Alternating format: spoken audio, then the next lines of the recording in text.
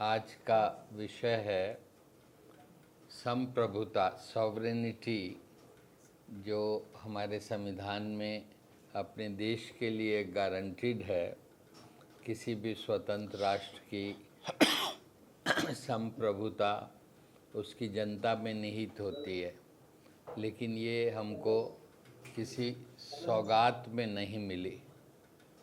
वो उसके लिए हिंदुस्तान की जनता ने अनेकों 1857 से पहले भी आदिवासी समाज अपने अधिकारों के लिए लड़ रहा था, अपनी स्वायत्ता के लिए 1857। और उसके बाद दोबारा से कांग्रेस जब से जनता की पार्टी बनी, उसके बाद से लगातार आंदोलन हो रहे थे। 1921, 41, 1942 भारत छोड़ो आंदोलन, ये बड़े जान आंदोलन थे। इनके बीच के अंतराल में भी और इन आंदोलनों के राष्ट्रीय स्वरूप के अलावा भी आंचलिक स्तर पे स्थानीय मांगों के आधार पे तमाम जगह आंदोलन हो रहे थे।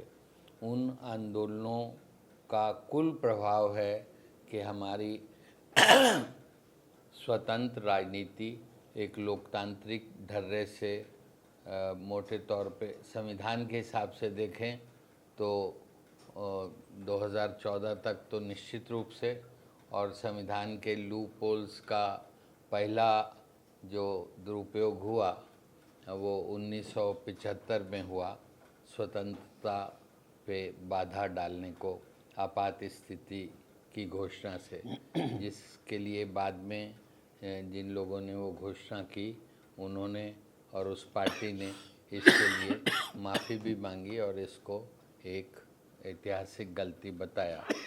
तो आज हम इन जन आंदोलनों में कैसे संप्रभुता के लिए एक संकल्प बनाया गया, एक उसकी इच्छा की अभिव्यक्ति कैसे कैसे हुई, उसमें हम अपने मित्र और प्रसिद्ध इतिहासकार प्रोफेसर सलील मिश्रा से बात सुनेंगे। पहला तो मैं बहुत शुक्रगुजार हूँ कि ऐसी महत्वपूर्ण थीम पर मुझसे बोलने के लिए कहा गया। मैं अपनी बात लगभग एक इतिहासकार की तरह से रखूँगा, तो इतिहास पर ज़्यादा बातें होंगी, 20वीं सदी पे भी और उससे थोड़ा पहले भी, और भारत पे भी, लेकिन भारत के बाहर पर भी। तो दोस्तों, पहली बात तो ये कि जो संप्रभुता का विचार है, ये अपने आप में एक आधुनिक विचार है। वैसे तो जितना बड़ा इतिहास स्टेट का है, जब से हमारे समाजों में सरकारें आ गई, स्टेट आ गई, पॉलिटिकल सेंट्रलाइजेशन हो गया, तो वो पॉलिटिकल सेंट्रलाइजेशन किसी न किसी रूप में संप्रभुता पर ही आधारित था, सॉवरेंटी पर ही आधारित था। लेकिन तो उस हिसाब से संप्रभुता का विचार पुराना है, लेकिन संप्रभुता का क्या सोर्स होगा और संप्रभुता, सॉवरेंटी का सोर्स लोग होंगे, पीपल होंगे, ये विचार काफ़ी आधुनिक है। तो पहली बात तो ये है कि जन संप्रभुता का, पीपल्स सॉवरेंटी का जो विचार है, ये अपने आप में आधुनिक विचार है और ये कोई स्वाभाविक विचार नहीं है। वो ह्यूमन लाइफ में, ह्यूमन हिस्ट्री में कोई एक बहुत नेचुरल सी चीज़ नहीं है।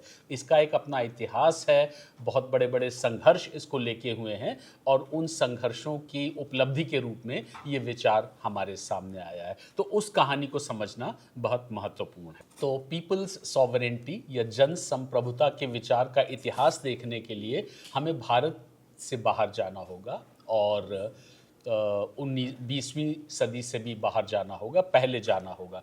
मुझे लगता है कि ये विचार फ्रांसीसी क्रांति, अमेरिकी क्रांति, फ्रेंच रेवोल्यूशन, अमेरिकन रेवोल्यूशन और एक छोटा सा देश था कैरिबियन में, हाइती, वहाँ भी एक बहुत बड़ी क्रांति हुई थी, हेशियन रेवोल्यूशन, हाइती की क्रांति के नाम से जिसको जाना जाता है। उनमें अगर हम देखें तो ये जन संप्रभुता का विचार हमें मिलता है। फ्रांसीसी क्रांति से बात करें, उसका इतिहास, उसके इतिहास में मैं नहीं जाऊंगा। एक उसके विचारक थे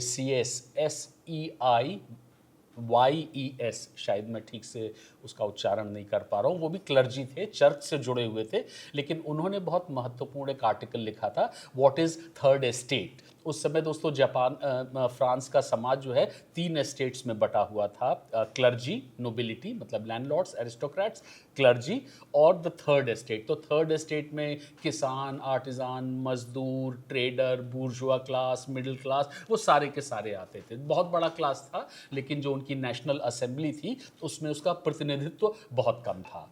यही थर्ड एस्टेट है जिसने की फ्रांसीसी क्रांति में जिसने शुरुआत की थी। तो सीएस ने लिखा, उनका आर्टिकल है what is the third estate, ये तीसरी एस्टेट क्या है, और उनका जवाब था एवरीथिंग, सब कुछ जो है वो इस थर्ड एस्टेट के ही हाथों में है। फिर उन्होंने अगला सवाल पूछा कि इस थर्ड एस्टेट की आज हैसियत क्या है फ्रांस के समाज में, और उसका उन्होंने जवाब दिया नथिंग, कुछ भी नहीं है। ये जो 25 मिलियन लोग हैं, सामान्य मामूली लोग हैं, जो सब कुछ हैं फ्रांस के समाज का, लेकिन इनकी हैसियत जो है वो बिल्कुल ज़ीरो है। और ये थर्ड एस्टेट क्या चाहती है, उसमें उनका जवाब थोड़ा सा मॉडरेट था, समथिंग, जैसे कि हमारे 19वीं सदी के मॉडरेट लीडर्स भी कहते थे। तो उन्होंने कहा कि थर्ड एस्टेट सब कुछ है, इसकी हैसियत ज़ीरो है, और इसकी कुछ इच्छाएं और महत्वाकांक्षाएं हैं। इच्छाओं और महत्वाकांक्षाओं से इनका अभिप्राय था कि नेशनल असेंबली को बुलाया जाए, थर्ड एस्टेट का साइज बढ़ाया जाए, और फैसले लेने में इनको इनिशिएटिव इनका पहचाना जाए। एक उन्होंने ये भी कहा कि थर्ड एस्टेट को फर्स्ट और सेकेंड एस्टेट से अलग करने का तरीका है प्रिविलेज का आइडिया। जो नोबिलिटी और क्लर्जी हैं उनके पास अधिकार बहुत हैं, उनको टैक्स तो नहीं देना पड़ता है, लेकिन बहुत सारे उनके अधिकार हैं, प्रिविलेज हैं। तो उन्होंने कहा कि ये प्रिविलेज जो है वो हमारे समाज का एक कैंसर है, कैंसर की तरह है, इसको दूर करना पड़ेगा। तो हमें देखना पड़ेगा वो समाज के तबके जिनके पास की प्रिविलेज नहीं है, जो संख्या में बहुत ज़्यादा है, जिनके पास की कोई अधिकार नहीं है। लेकिन आगे आने वाले समय में फ्रांस के भविष्य का निर्माण क्लर्जी और नोबिलिटी नहीं करेगी, लेकिन ये थर्ड एस्टेट करेगी, बाकी लोग करेंगे। तो एक नया विचार सामने आया फ्रांसीसी क्रांति के दौरान में कि हर बड़े मसले पर लोगों की राय लेना जरूरी है। लोग क्या कहते हैं, और लोगों से उनका उस समय मतलब था थर्ड एस्टेट। हमारे भारत के कॉन्टेक्स्ट में, संदर्भ में, लोगों का मतलब बदल जाएगा। और उन्होंने कहा कि कोई भी बड़ा फैसला तब लिया जाए नेशनल असेंबली के द्वारा कि लोग क्या चाहते हैं, और लोग वो हैं जिनके पास प्रिविलेज नहीं है। तो लोगों से मतलब नोबिलिटी और क्लर्जी से नहीं है, थर्ड एस्टेट से है। और थर्ड एस्टेट में बाकी सारे लोग हैं, मतलब पैसे वाले लोग भी हैं, ट्रेडर हैं, व्यापारी हैं, बूर्जुआ है, मिडिल क्लास है, किसान है, आर्टिजान है, सब कुछ लोग हैं, लेकिन वो करेंगे। तो एक तरह से ये प्ली ली गई, सीएस ने ली कि ओपिनियन पोल होना चाहिए। और दुनिया के पहले ओपिनियन पोल की शुरुआत जो है वो फ्रांसीसी क्रांति के दौरान में ही होती है।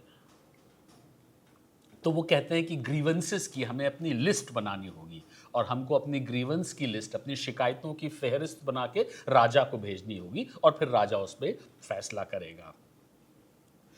इस क्रांति के दौरान में थर्ड एस्टेट जिन्होंने की इनिशिएटिव लिया था, उन्होंने खुद को एक तरह से नेशनल असेंबली घोषित कर दिया। उन्होंने कहा कि हम लोगों के प्रतिनिधि हैं, हम ही यहाँ की पार्लियामेंट हैं, हम ही यहाँ के डिसीजन लेने वाले हैं, हम लोगों के प्रतिनिधि हैं। लोगों की प्रतिनिधि सभा हमसे है, ना तो राजाओं से है और ना क्लर्जी और नोबिलिटी से है।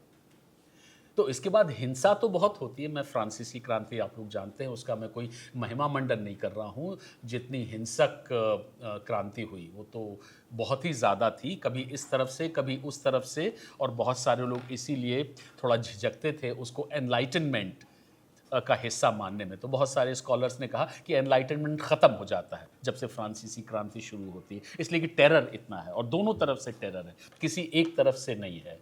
लेकिन उस हिंसा में भी एक उसकी ख़ास बात यह है कि हिंसा के लिए लेजिटिमेसी, समर्थन, वैधीकरण, औचित्यीकरण वो जनता से ही मिल रहा है। तो जो मारते भी हैं वो मारते हैं इस आधार पर कि जनता चाहती है। जनता चाहती है कि राजा को मारा जाए, जनता चाहती है कि जो लिबरल नेता हैं रॉबस्पियर उनको मारा जाए या उनके विरोधियों को मारा जाए। तो हर तरह की घटना के लिए, हर तरह के बड़े फैसले के लिए, चाहे वो हिंसक है या अहिंसक है, ये माना गया कि उसके पीछे वैधीकरण, लेजिटिमेशन, औचित्यीकरण जो है वो जनता से है। जिसको कि वो थर्ड एस्टेट कहते थे। तो एक तरह से हम ये भी कह सकते हैं कि मिडीवल तानाशाही की जगह एक मॉडर्न तानाशाही आती है, मॉडर्न टिरेनी आती है। जो फ्रांसीसी क्रांति के बाद में ऐसा नहीं होता है कि कोई बहुत ही लिबरल या उदारवादी ढांचा आ जाता है। जो ढांचा आता है वो भी बहुत टिरेनिकल है, वो भी तानाशाही है, लेकिन ये मॉडर्न तानाशाही है। ये तानाशाही अपना आधार जो है वो किसी राजा को नहीं बताती है, वो ये मॉडर्न तानाशाही जो है वो लोगों के आधार पे हिंसा करती है। सारी ब्रूटैलिटी, सारी वायलेंस जो है, जो फ्रेंच रेवोल्यूशन के दौरान में होती है, उसका आधार जनता है। इसके पीछे शक्ति जनता की है। जनता ये तय कर रही है कि हिंसा होनी चाहिए, लोगों को एलिमिनेट कर देना चाहिए। यही प्रवृत्ति कमोबेश हम अमेरिकन रेवोल्यूशन और हाइती में जो क्रांति होती है उसमें भी दिखती है। अमेरिकन रेवोल्यूशन में तो कहा ही जाता है कि ये तो जनता का इनएलिएनेबल राइट है, जो चार्टर ऑफ डिक्लेरेशन है कि जनता का उनसे छीना नहीं जा सकता इनएलिएनेबल राइट है, फ्रीडम, गुड लाइफ, और ये कि अगर राजा आपके हित में काम नहीं कर रहा तो अपने राजा को बदल दिया जाए। तो ये अपने आप में बहुत ही महत्वपूर्ण है। हाइती की जो क्रांति होती है, जो हाइती जो है वो फ्रांस का उपनिवेश था और वहाँ पर अश्वेत लोग थे, कुछ श्वेत थे जिनकी की बड़ी बड़ी एस्टेट्स थी, टी और कॉफ़ी की एस्टेट थी, और एक छोटा सा तबका बीच में आ गया था जो मिला जुला था, जो था तो अश्वेत लेकिन उसके पास कुछ ज़मीन आ गई थी तो पैसा आ गया था। तो इन्हीं लोगों ने क्रांति की। जब इनको पता लगता है हाइती के लोगों को, कि जनता को, कि फ्रांस में एक क्रांति हो गई है, तो वो कहते हैं कि हम तो फ्रांस के सिटीजन्स हैं।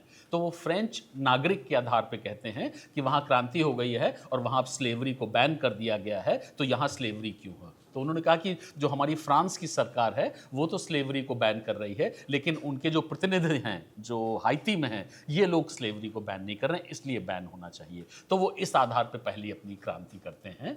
और जब नेपोलियन फिर से दोबारा से अपना कंट्रोल स्थापित करते हैं, वो अलग पीरियड है, वो अलग कहानी है, तो फिर से वो उसका विरोध करते हैं और अपनी आज़ादी होती है। और आज़ादी के पीछे उनका मकसद यही है कि हाइती की जनता नहीं चाहती है कि अब किसी भी यूरोपीय शक्ति का इसके ऊपर में प्रभुत्व रहे। तो हाइती काफ़ी गरीब देश रहा, लेकिन one of the earliest countries America के बाद में, जिसको कि आज़ादी मिली उपनिवेशवाद से, लेकिन साथ ही साथ में उनकी लड़ाई बिग लैंडलॉर्डिज्म के ख़िलाफ़ भी हुई और नस्लवाद के ख़िलाफ़ भी हुई, रेसिज्म के भी ख़िलाफ़ हुई। और उसके ख़िलाफ़ यही था कि जनता ये नहीं चाहती है। तो इस तरह से ये प्रवृत्ति जो है जन संप्रभुता की, ये हमको इन बड़े आंदोलनों में देखने को मिलती है। ये विश्व इतिहास का हिस्सा है। और पूरी की पूरी 19वीं सदी में यूरोप में हम देखते हैं कि जो बहुत बड़ी कॉन्टेस्ट चलती है लगातार में, वो जो रिपब्लिकनिज्म के विचार हैं और मोनार्की के विचार हैं। लेकिन और मोनार्की वालों की लड़ाई थोड़ी कमज़ोर है, लेकिन वो भी, जो मोनार्की वाले भी लड़ रहे हैं, वो यही कह रहे हैं कि हमारे पास भी जनता का समर्थन है। तो कंजर्वेटिव्स भी जो हैं वो भी अपनी बात को आगे रख रहे हैं, ये कहते हुए कि जनता का समर्थन है, वो जनता की इच्छा के अनुसार कर रहे हैं। तो एक ये सेक्रेड आइडिया बन जाता है 19वीं सदी के यूरोप में, महत्वपूर्ण विचार बन जाता है कि लोगों का समर्थन किसको है। अब समर्थन राजा का नहीं चाहिए है, ईश्वर का भी उतना नहीं चाहिए है, लेकिन वैधीकरण, औचित्यीकरण, लेजिटिमेशन जो है वो तब आएगा जब लोगों का उसको समर्थन होगा। तो ये जन संप्रभुता का विचार बहुत बुनियादी तरीके से इन तीनों क्रांतियों से और यूरोप के इतिहास से हमारे पास आता है।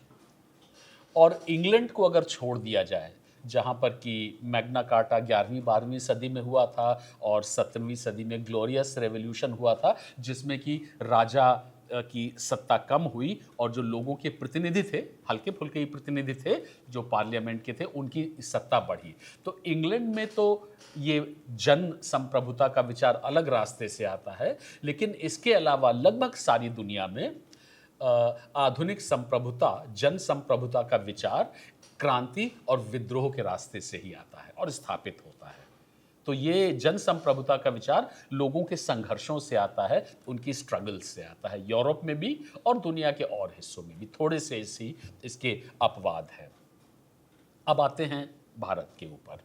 हमारे भारत में भी ये विचार 19वीं सदी के उत्तरार्ध में शुरू होता है। अब ये जन संप्रभुता का विचार 1857 में कितना शामिल था, कितना नहीं था, ये थोड़ा विवाद का मसला है। तिलक का बहुत महत्वपूर्ण वक्तव्य है कि स्वराज मेरा जन्म अधिकार है, freedom is my birth right. तो वो माई बर्थ राइट में वो अपना बर्थ राइट नहीं बता रहे हैं, वो कह रहे हैं कि फ्रीडम, आज़ादी, स्वराज जो है वो इस देश के लोगों का बर्थ राइट है, ये उनका। ये मुझे लगता है कि जन संप्रभुता का जो विचार है, जो उसके संघर्ष हैं, उसमें बहुत महत्वपूर्ण मील का पत्थर है, संग मील है। ये डिमांड की जाती है कि हर महत्वपूर्ण ओहदे पे जहाँ पर कि फैसले किए जा रहे हैं लोगों के बारे में, चाहे वो ब्यूरोक्रेसी में हो, चाहे वो सरकार में हो, चाहे वो लेजिस्लेटिव काउंसिल में हो, हर महत्वपूर्ण ओहदों में भारतीयों की शिरकत होनी चाहिए, भारतीय लोग होने चाहिए, क्योंकि वो भारत की जनता का प्रतिनिधित्व करते हैं और वो उसके आधार पर अपनी बात आगे करेंगे। ब्रिटिश विदेश नीति का लगातार विरोध करते हैं। संप्रभुता तो अक्सर ये माना जाता है कि वो सॉवरेंटी का आइडिया जो है वो फॉरेन पॉलिसी पर ही निर्भर है। जिनके पास संप्रभुता होती है वही फॉरेन पॉलिसी निर्धारित करते हैं। लगातार ब्रिटिश साम्राज्यवाद की विदेश नीति का विरोध भी करते हैं और उसके विकल्प में अपनी नई नीति सामने रखते हैं। वो युद्धों का विरोध करते हैं बर्मा और अफगानिस्तान में, और सिर्फ इसीलिए नहीं करते हैं कि युद्ध में बहुत पैसा खर्च होता है और भारत की जनता का पैसा खर्च होता है, वो तो है ही, लेकिन वो बर्मा की संप्रभुता को सामने रखते हैं। कहते हैं कि बर्मा के लोगों का आज़ादी का अधिकार है। हमारे कांग्रेस के नेता जो हैं, शुरू के राष्ट्रवादी नेता, वो बर्मा को भारत का हिस्सा के रूप में नहीं देखते हैं। वो कहते हैं कि बर्मा एक स्वतंत्र देश है, तो उसकी संप्रभुता का हनन नहीं होना चाहिए, उसकी संप्रभुता बनी रहनी चाहिए। रूस के ऊपर में एक बिल्कुल ही नया विचार, नई सोच आती है। जो ब्रिटिश फॉरेन पॉलिसी है उसने तो एक तरह से रूस को पहले से ही 19वीं सदी से ही एक हवा या एक बहुत ही घटिया तरह के देश की तरह प्रस्तुत किया। न सिर्फ कि वो इंग्लैंड का दुश्मन है, लेकिन वो बहुत घटिया देश है। लेकिन आगे भारत की तरफ से जो रूस पर नेहरू ख़ास तौर से जो नई समझ देते हैं, वो कहते हैं कि ये हमारी समझ रूस के बारे में, और इस समय तक रूस की क्रांति हो गई है, हमारी वो समझ नहीं है जो ब्रिटिश की समझ है, हमारी अपनी अलग समझ है। पैलेस्टाइन के मसले पर तो हम जानते ही हैं कि गांधी का बहुत बाद में आता है, लेकिन बहुत ही क्रांतिकारी विचार है। वो कहते हैं कि पैलेस्टाइन फिलिस्तीन फिलिस्तीनियों का है, उसी तरह से जैसे फ्रांस फ्रांसीसियों का है, अमेरिका अमेरिकन्स का है, इंग्लैंड लोगों का है, ये उनका अपना अधिकार है। तो वो ये तो कहते हैं कि यहूदियों के साथ बहुत अत्याचार हो रहा है, लेकिन वो इसलिए उनके पैलेस्टाइन में अपनी सरकार बन जानी चाहिए, अपना देश बन जाना चाहिए, इसके वो पूरी तरीके से विरोध में है। वो कहते हैं कि यहूदियों को ब्रिटिश सिटीजन्स की तरह से और अमेरिकन सिटीजन्स की तरह से और फ्रांसीसी सिटीजन्स की तरह से अपने अधिकारों के लिए लड़ाई लड़नी चाहिए, लेकिन फिलिस्तीन जो है वो फिलिस्तीनियों का है। ये उनका एक तरह से सॉवरेंटी पर भी स्टेटमेंट है। स्पेनिश सिविल वॉर पर, फैशिज्म पर, चीन के ऊपर बहुत महत्वपूर्ण चीज़ है कि लगातार ब्रिटिश साम्राज्यवाद की, ब्रिटिश थिंकर्स की, ब्रिटिश सरकार की जो भी नीतियां हैं, उसके बरक्स, उसके विरोध में, उसके विकल्प में अपनी बात रखते हैं। जो दुनिया में दोस्तों साम्राज्यवाद विरोधी संघर्ष हुए हैं, वो संघर्ष तो होते हैं, लेकिन उसमें इस तरह के उदाहरण कम मिलते हैं कि कोई आंदोलन और उसके नेता फॉरेन पॉलिसी के लेवल पे एक ब्रेक करे और सरकार के औपनिवेशिक यूरोपीय साम्राज्यवाद के खिलाफ अपनी एक अलग, उसके बरक्स, उसके विकल्प में एक अपनी नई विदेश नीति रखे कि हम इस तरह की हमारी विदेश नीति होगी। 1921 में पहली बार औपचारिक रूप से, फॉर्मल रूप से कांग्रेस अपनी फॉरेन पॉलिसी रखते हैं। फॉरेन पॉलिसी एक स्टेटमेंट के रूप में, एक डॉक्यूमेंट के रूप में, और वो किसी भी तरह के एक्सपेंशन के खिलाफ है, वो किसी भी तरीके के विस्तारवाद के खिलाफ है, दूसरे शब्दों में इंपीरियलिज्म के खिलाफ है। नेहरू जो हैं वो लीग अगेंस्ट इंपीरियलिज्म को शामिल करते हैं और भारत में उसको लाते हैं।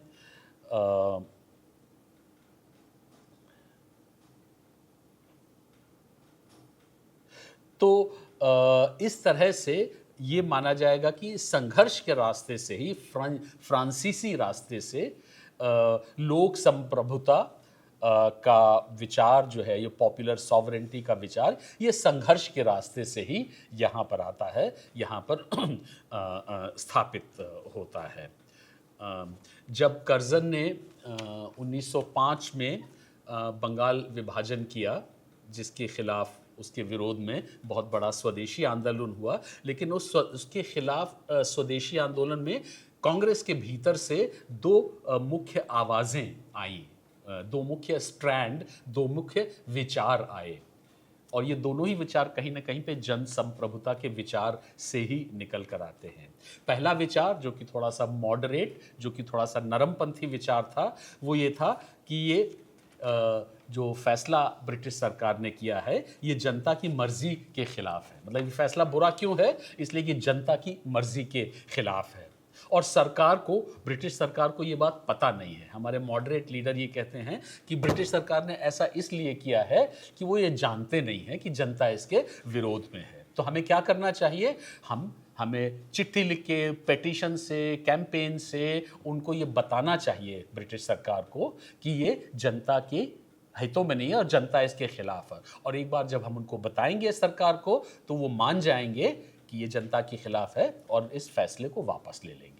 ये एक तरह का मॉडरेट, नरमपंथी, माइल्ड, हल्का सा विचार था, लेकिन इस विचार के पीछे जो मेन स्पिरिट थी, जो मूल भावना थी, वो जन संप्रभुता की थी कि ये फैसला इसलिए बुरा है कि जनता ये नहीं चाहती है, और सरकार को ये पता नहीं, तो इसलिए हमारा काम सरकार को पता है। जो दूसरा विचार, जो थोड़ा सा ज़्यादा चरमपंथी था, गरम विचार था, एक्सट्रीमिस्ट विचार था, वो भी यही था कि ये फैसला बुरा है, क्यों बुरा है? इसलिए कि जनता की मर्जी के खिलाफ है, और सरकार को ये पता है कि वो मर्जी के खिलाफ है, लेकिन सरकार ने फिर भी ऐसा किया इसलिए कि सरकार को जनता की इच्छाओं की कोई फिक्र नहीं है, वो जनता की प्रतिनिधि सरकार नहीं है, इसलिए हमें उसके खिलाफ संघर्ष करना है। तो पार्टीशन ऑफ बंगाल जो किया गया, जिसके खिलाफ स्वदेशी आंदोलन होता है, उसमें जो अलग अलग स्ट्रैंड हैं, एक संघर्ष पे आधारित है, दूसरा संघर्ष पे आधारित नहीं है, दूसरा पेटिशन पर आधारित है, लेकिन ये विचार दोनों में कॉमन है। लोक संप्रभुता का, पॉपुलर सॉवरेंटी का विचार, ये दोनों में कॉमन है। एक्शंस दोनों, उनकी तजवीज़ जो है वो बिल्कुल अलग अलग है।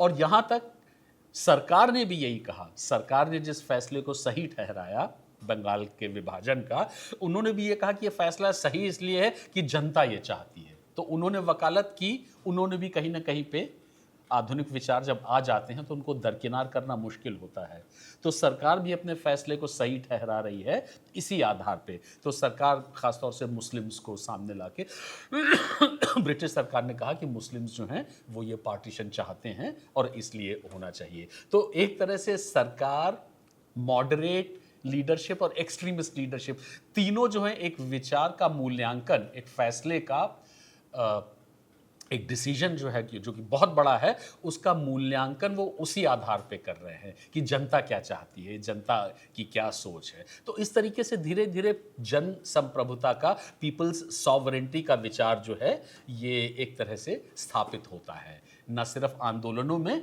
लेकिन सरकारें भी कहीं ना कहीं पे इसी विचार का इस्तेमाल कर रही हैं। वो भी अपने आप को लेजिटिमेट, वैध साबित करने के लिए कह रहे हैं कि हम तो जनता की ही बात को आगे कर रहे हैं। थोड़ा सा इससे हटा के मैं बताऊं कि स्वदेशी आंदोलन शायद एक पहला या एकमात्र हमारी नेशनल मूवमेंट के इतिहास में आंदोलन है जो कि किसी न किसी तरह से सफल आंदोलन है। जब सरकार ने इसको पूरी तरीके से दबा दिया था, लेकिन उसके बाद में पूरी तरीके से इसका दमन करने के बाद में जब जॉर्ज फिफ्थ, जॉर्ज पंचम यहाँ पर आते हैं, तो वो एक तरीके से विभाजन के फैसले को वापस लेते हैं। बंगाल की जो लिंग्विस्टिक, भाषाई एकता है, उसको दोबारा से रेस्टोर करते हैं, और नया पार्टीशन जो करते हैं उसमें बंगाल से बिहार और उड़ीसा को अलग करते हैं, लेकिन पहले वाला जो पार्टीशन था उसको वापस ले लेते हैं। तो एक तरह से ये कहा जा सकता है कि जो हमारे राष्ट्रीय आंदोलन के इतिहास में एक जो उदाहरण है सफल आंदोलन का, उसमें हम स्वदेशी को रख सकते हैं। उसको दबा तो दिया, लेकिन अंततः आंदोलन की बात मान लिए वो। तो एक तरह से ये विचार जो है जन संप्रभुता का, गाहे बगाहे डायरेक्टली इनडायरेक्टली अंग्रेजों ने भी इसको एक तरह से मान्यता दे दी। ये इस कॉन्टेक्स्ट में, चूंकि मैं इस कॉन्टेक्स्ट में आ गया हूँ और असहयोग आंदोलन से पहले मैं एक बात और बताऊं कि जो इसी दौरान में टैगोर का जो गाना था जनगण मन, उसमें एक बहुत महत्वपूर्ण शब्द आता है भारत भाग्य विधाता, और उसको जो हमारा राष्ट्रगीत बाद में बना। और भारत भाग्य विधाता का मतलब ये है कि देश की सॉवरेंटी के अपहोल्डर्स, इस देश की डेस्टिनी, संप्रभुता, सॉवरेंटी के अपहोल्डर, वो ख़ास तौर से मेंशन किया जाता है। और शायद बहुत सारे जो राष्ट्रगीतों पे विचार हो रहा था, तो इस राष्ट्रगीत की जो सबसे बड़ी जो यूएसपी है, सबसे बड़ी जो उसके फेवर में जो बात जाती थी, इसमें एक पूरे कलेक्टिव नेशन की डेस्टिनी की बात है, भारत भाग्य विधाता। जो वंदे मातरम में उस तरह से नहीं है, जो सारे जहां से अच्छा है उसमें भी इस तरह से नहीं, इसमें भारत भाग्य विधाता का जिक्र है। इसको लेकर उस समय कुछ वाद विवाद भी थे, थोड़ा सा मैं बता देता हूँ 2 मिनट में। ये माना गया था और उसके लिए टैगोर की बहुत आलोचना भी की गई थी कि ये दिल्ली में एक अखबार ने छाप दिया था कि ये तो उन्होंने जॉर्ज पंचम के लिए लिखा था। जब ये माना जाता था कि कोरोनेशन दरबार यहाँ पे होगा, दिल्ली में होगा 1911 में, और एक अखबार ने, स्टेट्समैन ने ये छाप दिया कि दिल्ली में जो हुआ तो उसमें ये गाना भी गाया गया, जनगण मन अधिनायक जय हे भारत भाग्य विधाता। तो बहुत स्पष्ट था कि भारत भाग्य विधाता से अभिप्राय जो था वो जॉर्ज पंचम से था। ये बात फैक्चुअली बिल्कुल ही गलत थी। थोड़ा सा हुआ ये था कि ये बात तो तय है कि कांग्रेस, जब ये फैसला किया गया, जब जॉर्ज पंचम ने आने से पहले ये फैसला, ये पता लगा कि वो जो हैं आ रहे हैं और एक बहुत बड़ा फैसला करने जा रहे हैं, बंगाल विभाजन को वो वापस ले लेंगे और बंगाल की यूनिटी फिर से आ जाएगी। तो कांग्रेस का सेशन 1911 में बंगाल में हुआ था, तो उसमें उनका बहुत स्वागत किया गया था और उसमें उनको एक तरह से बहुत ग्रैटिट्यूड भी एक्सप्रेस किया गया था और फिर तमाम गाने गाए गए। तो शायद दूसरे, तो एक तो रेजोल्यूशन था जॉर्ज फिफ्थ को का स्वागत करते हुए और बहुत उनकी प्रशंसा करते हुए, ग्रैटिट्यूड भी दिखाते हुए, और उसके बाद दूसरे दिन में ये गाना भी हो गया था टैगोर वाला। तो उसको कहीं ना कहीं पे जोड़ दिया, जिसको कि ये भारत भाग्य विधाता, जिसको कि किसी दिल्ली के अखबार ने छाप दिया कि वो कोरोनेशन दरबार में भी गाया गया। तो ये बन गया कि भारत भाग्य विधाता जो है उससे अभिप्राय जो है ब्रिटिश एम्परर से है। जब ये टैगोर को बात पता लगी तो ही वॉज वेरी ऑफेंडेड। उन्होंने एक अखबार में अपना वक्तव्य भी निकाला कि ये तो बहुत ही अनबाउंडेड स्टूपिडिटी है किसी की। मैं उस पर जवाब भी देना मैं ठीक नहीं समझता हूँ कि कोई आदमी ये मान सकता है कि मैं भारत का भाग्य विधाता, किसी जॉर्ज फिफ्थ या जॉर्ज फोर्थ या जॉर्ज, बड़ा ही डेरोगेटरी भाषा में कहा है, उसको मान सकता हूँ। मेरे लिए भारत भाग्य विधाता भारत की जनता है। और यही बात कांग्रेस के सेशन में भी हुई और यही बात मैं फिर से कहना चाहता हूँ। लेकिन ये विवाद पूरी तरह से ख़त्म नहीं हुआ। फिर 1935-36 में एक बार आया, फिर एक बार टैगोर ने जवाब भी दिया, फिर से अपना वही जवाब दिया कि ये अनबाउंडेड स्ट्यूपिडिटी है, लेकिन फिर टैगोर ने भी छोड़ दिया। ये कहीं ना कहीं पे विवाद चलता रहा, बिल्कुल ही आधारहीन है। वो एक अखबार ने छाप दिया था और वो गलत छापा था। दिल्ली के कोरोनेशन दरबार में ये कभी नहीं गाया गया था, कलकत्ता में गाया गया था और उस रेजोल्यूशन के बाद में गाया गया था जिसमें कि ब्रिटिश एम्परर को, कांग्रेस का वो मॉडरेट फेज था तो ब्रिटिश एम्परर का स्वागत किया गया था और बड़ी अच्छी भाषा का, पॉजिटिव एप्रिशिएटिव लैंग्वेज का इस्तेमाल किया गया था। थोड़ा थोड़ा इसलिए भी कि उन्होंने, ये लग रहा था कि वो बंगाल विभाजन को वापस करने वाले हैं। तो खैर, ये एक भारत भाग्य विधाता का विचार जो है हमारे गाने में भी आ जाता है, गीत में भी आ जाता है, जो कि बाद में हमारा राष्ट्र गीत भी बनता है। इसी कारण बनता है। मुझे तो लगता है कि ये बाकी गानों से अगर हम कंपेयर करें, सारे जहां से अच्छा और वंदे मातरम, बाकी चीज़ें दोनों में, तीनों गानों में कॉमन है। स्पेसेस को बहुत सेक्रलाइज किया गया है उसमें। वंदे मातरम में भी अगर आप देखेंगे तो सुजलाम सुफलाम मलयज शीतलाम, और सारे जहां से अच्छा में देखेंगे हिमालय, गंगा, हमारे स्पेसेस की बात ज़्यादा की है।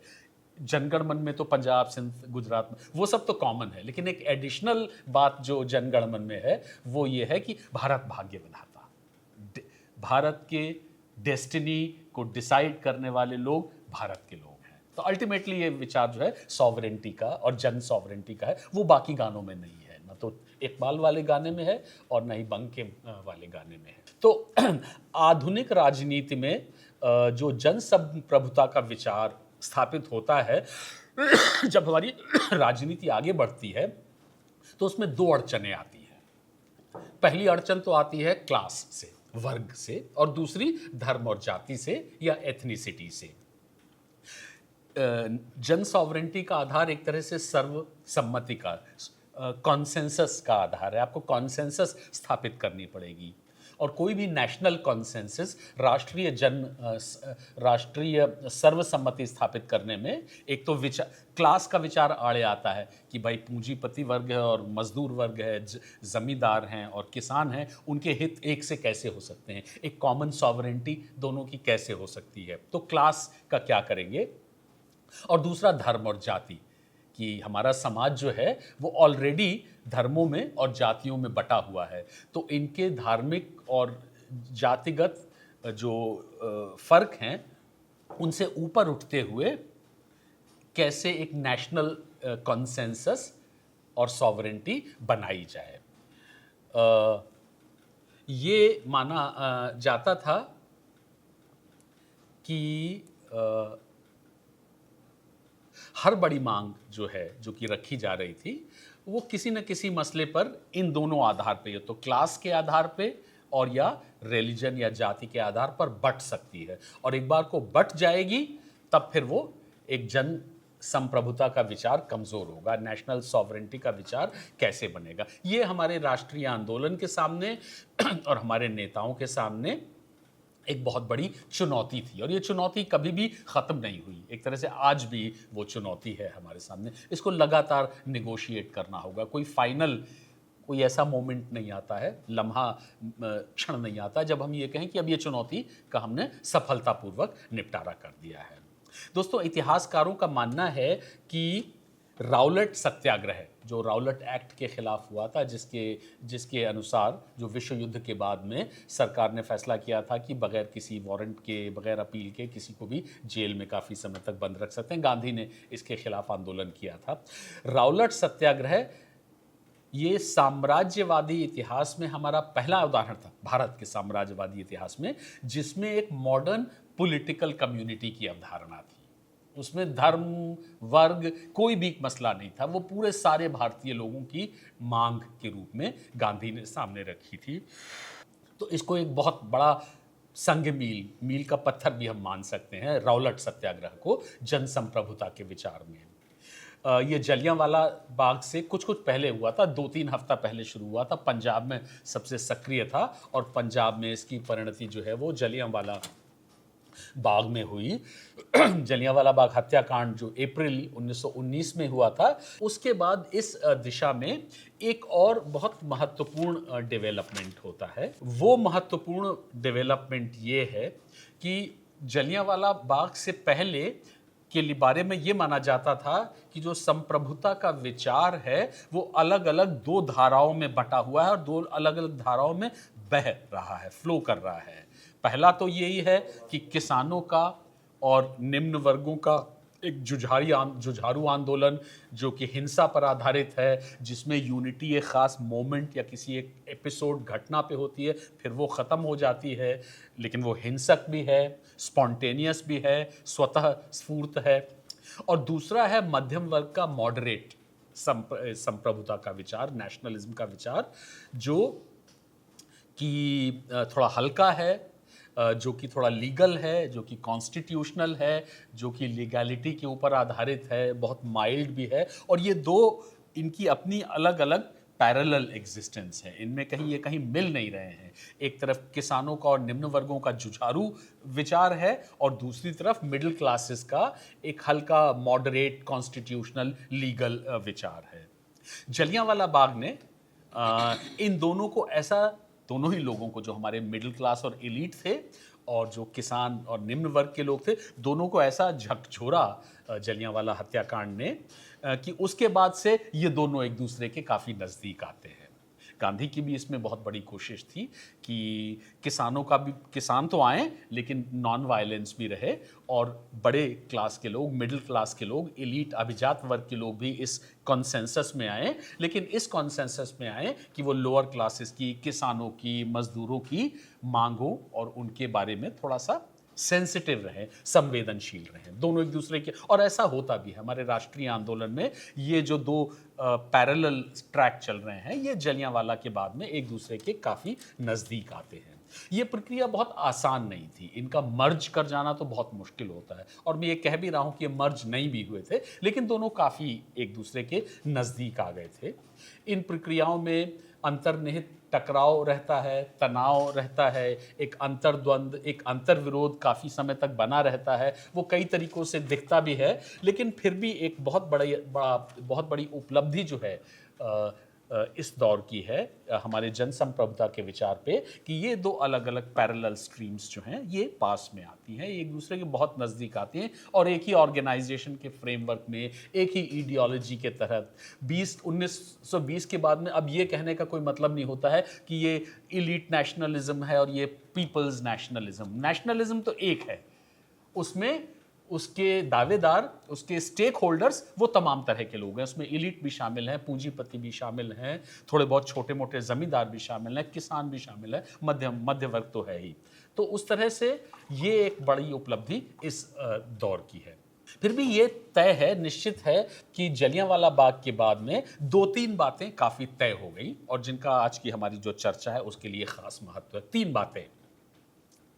पहली बात तो ये कि सरकार की लेजिटिमेसी लोगों के दिल और दिमाग से ख़त्म होती है, या काफ़ी कम तो हो ही जाती है। न सिर्फ पंजाब में जहाँ पर कि जलियांवाला जैसा हत्याकांड हुआ, लेकिन देश भर में। तो अब सरकार के लिए, ब्रिटिश सरकार के लिए, बरतानवी सरकार के लिए ये बहुत मुश्किल होगा कि वो, जैसे उन्होंने 1905 में ये तर्क लिया था कि हमने बंगाल का विभाजन इसलिए किया है कि लोग चाहते हैं।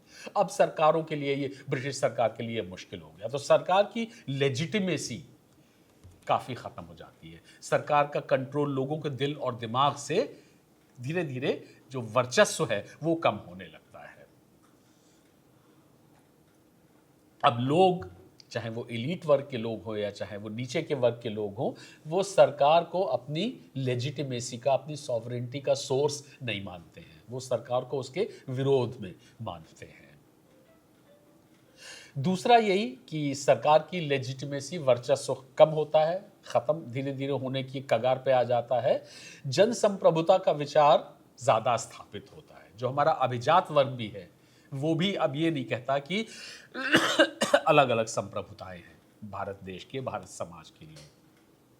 वो भी मानते हैं कि एक कॉमन जन संप्रभुता का विचार है, वो उसको लीडरशिप उसकी चाहते हैं। जो हमारा पूंजीपति वर्ग है, जो एलीट है, वो चाहते हैं कि इसको कंट्रोल करे। लेकिन ये वो नहीं कहते हैं कि किसानों की, मजदूरों की अपनी अलग संप्रभुता होगी और हमारी अपनी अलग होगी। एक कॉमन लेजिटिमेट सोर्स होगा, एक कॉमन सॉवरेंटी होगी, वो ये विचार और वो लोग निर्धारित करेंगे। जो संप्रभुता का विचार है वो एलीट नहीं करेंगे, लेकिन सामान्य जनता करेगी।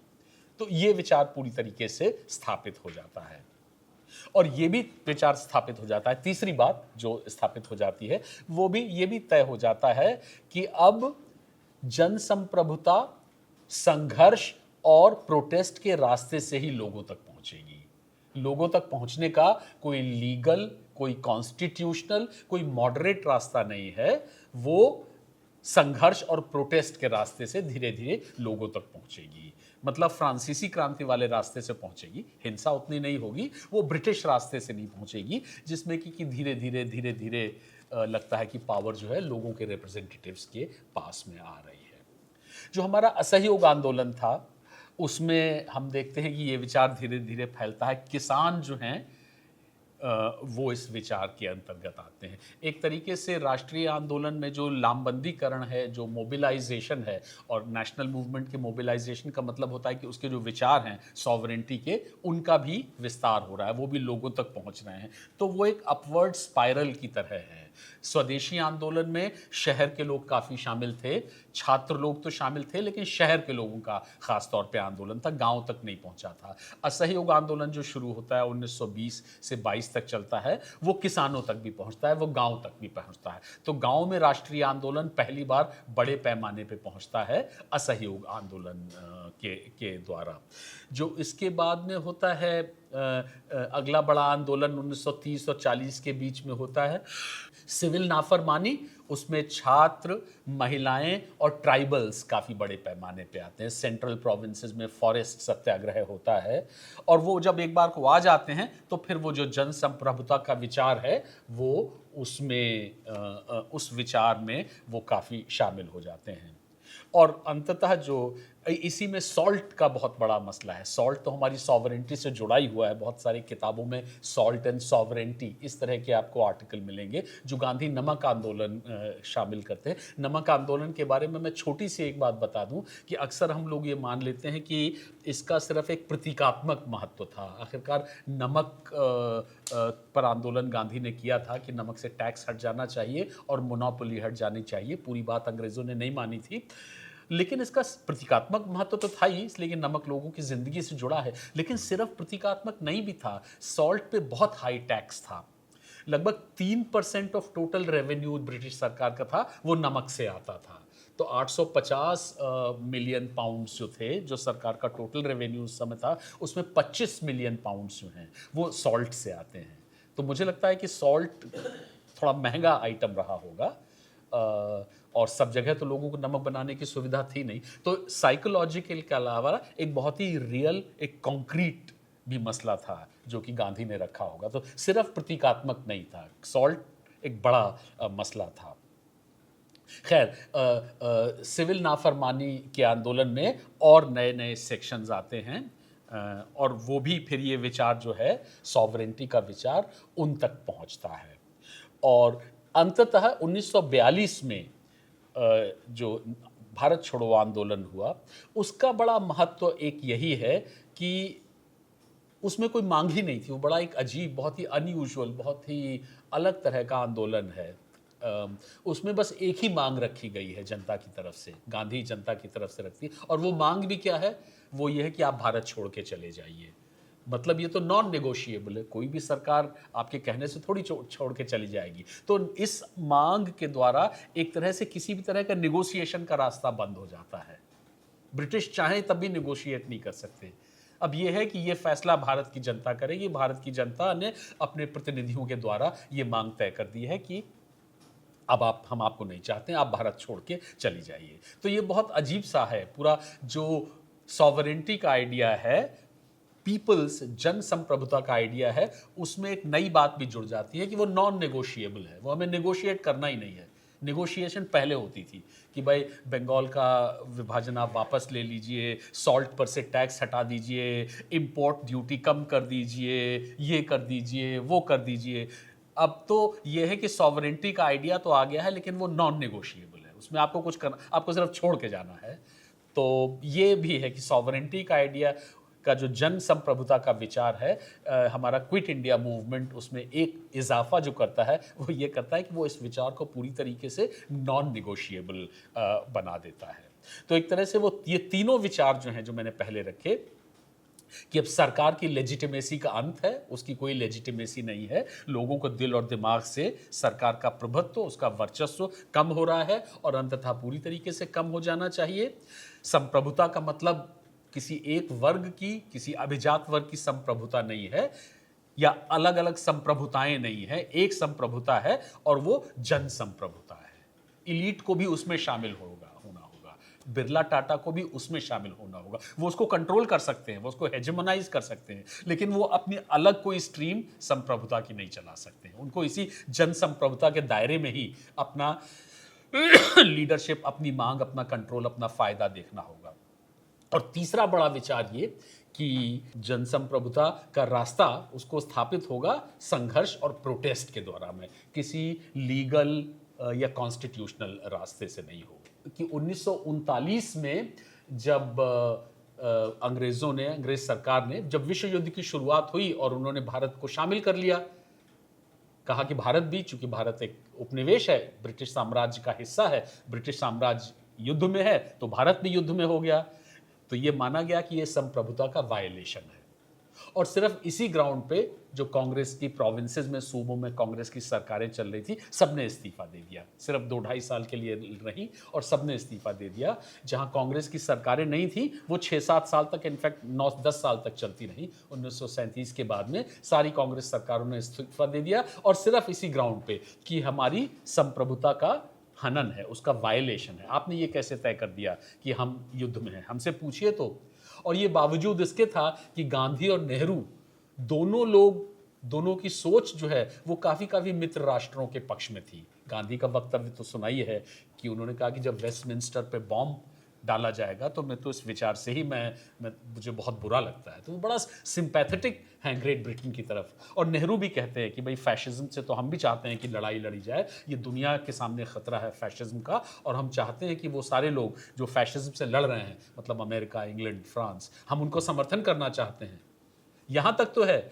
लेकिन आपने हमसे पूछे बगैर आपने कैसे घोषित ये तय कर दिया कि ये हम युद्ध में हैं? ये तो सॉवरेंटी का वायलेशन हो गया। ये जनता डिसाइड करेगी या जनता के प्रतिनिधि डिसाइड करेंगे। तो ये भी सॉवरेंटी, जन संप्रभुता को स्थापित करने में एक बहुत महत्वपूर्ण विचार था, और नहीं अंग्रेजों ने माना तो उसकी वजह से सारी की सारी कांग्रेस सरकारों ने इस्तीफा दे दिया।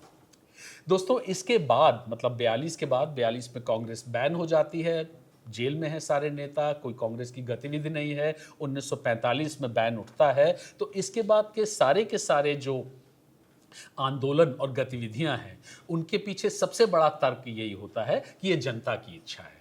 वैलिड एक्टिविटी, वैलिड प्रोटेस्ट वो है जिसके पीछे जनता की इच्छा है, और नहीं है तो नहीं होगा। आज़ाद हिंद फौज के युद्ध बंदियों को लेकर जो संघर्ष हुआ वो इसी आधार पे था। शुरू में कांग्रेस की जो औपचारिक समझ थी वो तो आईएनए के खिलाफ में थी, लेकिन कहा कि ये जनता के हीरो हैं और इनकी हमें मांग रखनी है, तो बहुत बड़ा आंदोलन होता है। जो कैबिनेट मिशन का प्रस्ताव है, अब मैं जल्दी जल्दी अपनी बात खत्म करता हूँ। जो कैबिनेट मिशन का प्रस्ताव 1946 में आता है कि यहाँ पर 3 हिस्सों में 3 ग्रुप्स होंगे वगैरह वगैरह, उसमें कांग्रेस शुरू में तो सहमति दे देती है, लेकिन नेहरू का एक बहुत ही विवादास्पद वक्तव्य है जिस पे कि मौलाना आज़ाद और सारे लोगों का मानना है कि वो बहुत गलत था। नेहरू ने ये कहा कि हम कैबिनेट मिशन के प्रस्ताव को मान रहे हैं, लेकिन ये ग्रुपिंग जो है, जो एबीसी में ग्रुप में डाला है, उसमें हम अपनी मर्जी से जा रहे हैं, हम चाहेंगे तो इनको नहीं भी स्वीकार करेंगे।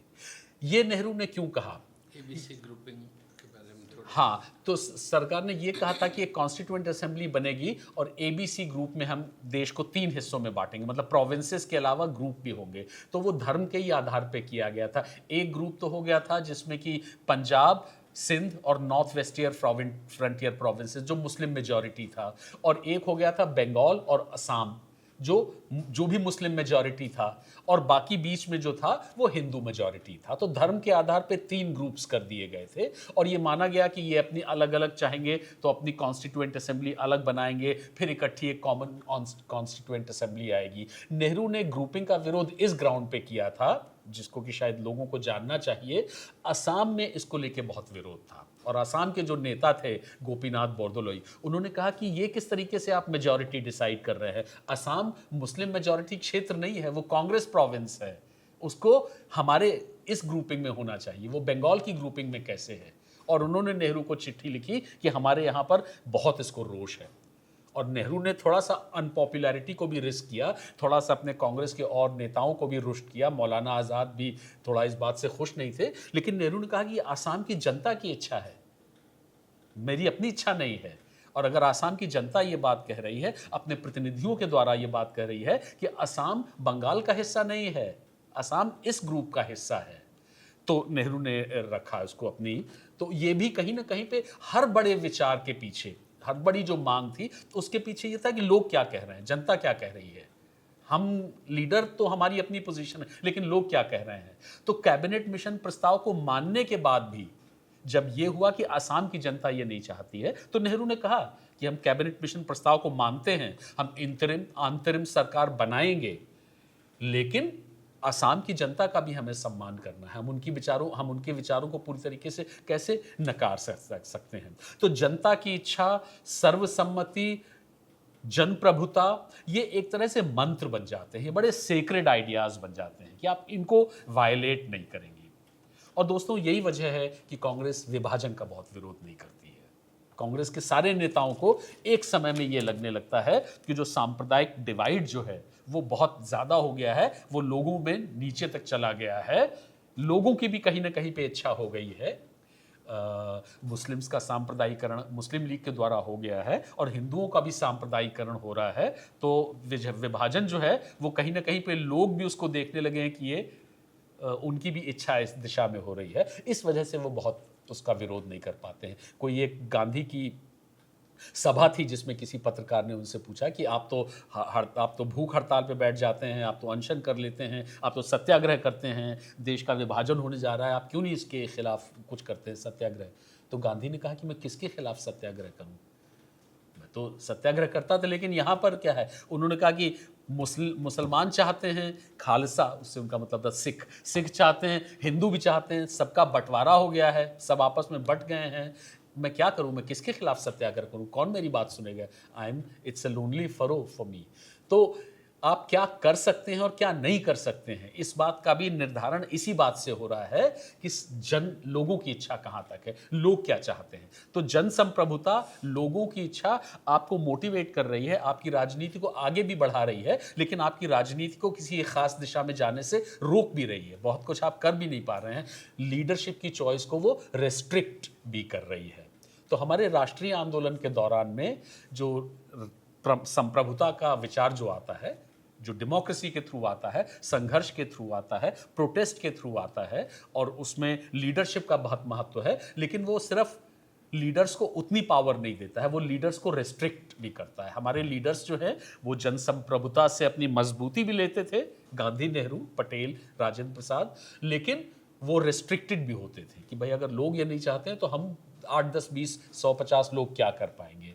तो हमारे राष्ट्रीय आंदोलन के पूरे जीवन में, और ख़ास तौर से ये जो बड़े 3 मूवमेंट में हैं, इनमें बहुत ही डिसाइसिव तरीके से जनसंप्रभुता, पीपल्स सॉवरेंटी का विचार स्ट्रक्चर होता है, वो स्थापित होता है, वो इस्टेब्लिश होता है। उसकी शुरुआत, जैसे कि मैंने कहा कि उसकी ग्लोबल बिगिनिंग है, उसकी एक शुरुआत होती है, लेकिन वो हमारे देश में प्रोटेस्ट और संघर्ष के रास्तों से आता है, और यही फिर हमारी आज़ादी के बाद डेमोक्रेसी की एक स्ट्रेंथ भी बनती है। बहुत बहुत शुक्रिया। बहुत बहुत धन्यवाद।